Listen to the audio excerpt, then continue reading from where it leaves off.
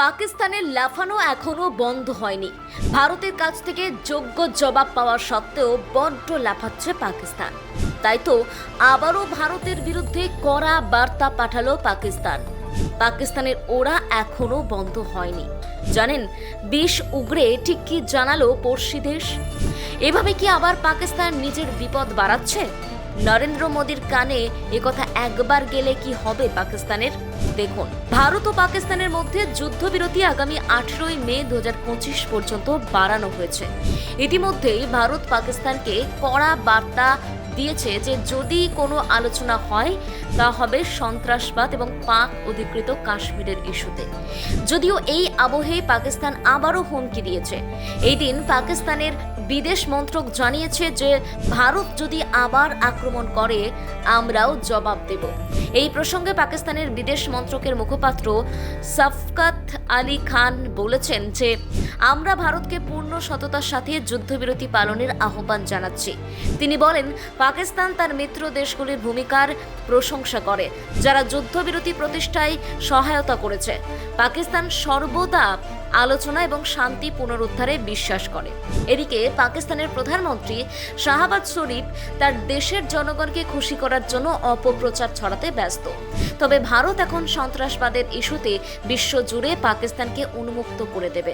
প্রাপ্ত তথ্য অনুযায়ী জানা গিয়েছে, পহেলগাঁওতে সন্ত্রাসবাদী হামলার প্রতিক্রিয়ায় অপারেশন সিন্দুর সম্পন্ন হওয়ার পর আগ্রাসী কূটনৈতিক অভিযানের অংশ হিসেবে আন্তর্জাতিক মঞ্চে ভারতের দৃষ্টিভঙ্গি জোরালোভাবে উপস্থাপন করা পাকিস্তান সমর্থিত সন্ত্রাসবাদের মুখোশ উন্মোচন করার জন্য সরকার আগামী সপ্তাহ থেকে বিভিন্ন দেশে বেশ কয়েকটি বহুদলীয় প্রতিনিধি দল পাঠাবে।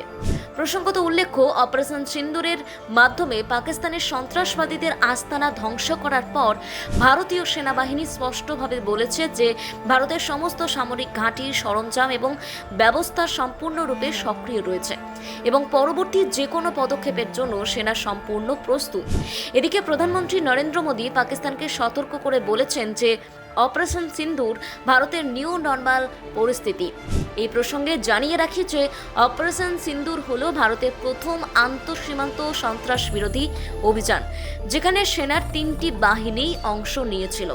সেনাবাহিনী নিয়ন্ত্রণ রেখায় আক্রমণ করে, অন্যদিকে বিমান বাহিনী পাকিস্তানের অভ্যন্তরে লক্ষ্যবস্তুতে আঘাত করে 100 জনেরও বেশি সন্ত্রাসবাদীকে নিকেশ করে। অপারেশন সিন্দুর হলো ভারতের সামরিক অভিযান যা 2025 সালের 7ই মে পাকিস্তানের বিরুদ্ধে পরিচালিত হয়। এই অভিযানের মূল উদ্দেশ্য ছিল পাকিস্তান ও পাকিস্তান অধিকৃত কাশ্মীরে অবস্থিত সন্ত্রাসী অবকাঠামো ধ্বংস করা। এটি পহেলগাঁও হামলার প্রতিক্রিয়া হিসেবে চালানো হয়েছিল, যেখানে অন্তত 28 জন বেসামরিক নাগরিক নিহত হন। ভারত সরকার দাবি করে যে এই হামলার জন্য পাকিস্তান দায়ী ছিল এবং এর ফলে তারা কঠোর ব্যবস্থা গ্রহণের সিদ্ধান্ত নেয়। ভারতীয় সেনাবাহিনী জানিয়েছে যে অপারেশন সিন্দুরের আওতায় মোট 9টি স্থানে হামলা চালানো হয়েছে, যার মধ্যে মুজাফফরবাদ, কোটলি এবং পাকিস্তানের পাঞ্জাব অঞ্চলের বিভিন্ন স্থান অন্তর্ভুক্ত ছিল। ভারতীয় কর্তৃপক্ষ দাবি করেছে যে তাদের লক্ষ্য ছিল লস্কর-ই-তাইয়েবা এবং জয়শ-ই-মোহাম্মদ সংগঠনের ঘাঁটিগুলি। তবে পাকিস্তান সরকারের পক্ষ থেকে অভিযোগ করা হয়েছে যে ভারতীয় হামলায় সাধারণ নাগরিকদের ক্ষতি হয়েছে এবং মসজিদ সহ বেসামরিক এলাকা আক্রান্ত হয়েছে। ব্যুরো রিপোর্ট, অজানার দেশে।